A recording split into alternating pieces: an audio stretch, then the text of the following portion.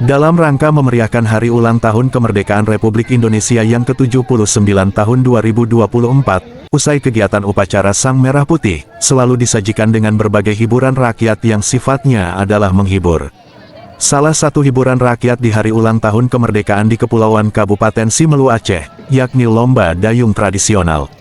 Amatan media, masyarakat Kabupaten Simelu berbondong-bondong menyaksikan pertunjukan lomba dayung tradisional yang berlangsung di Pelabuhan Kargo Syah Bandar Sinabang. Kegiatan lomba dayung tradisional sangat diminati oleh masyarakat di Kepulauan Simelu, lantaran sebagian penduduk hobi dan berprofesi sebagai nelayan. Di samping itu, letak geografis Pulau Simelu berada di antara Samudra Hindia, yang dikelilingi oleh lautan, dari lepas pantai barat Aceh lebih kurang sejauh 150 km.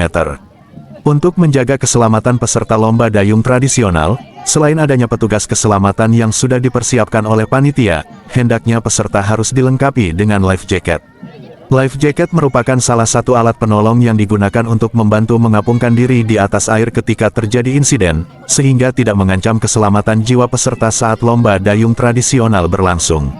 Alhamdulillah kegiatan tersebut terpantau aman dan lancar hingga selesai sampai dengan pukul 18.46 waktu Indonesia Barat menjelang waktu salat maghrib, Sabtu, tanggal 17 Agustus tahun 2024.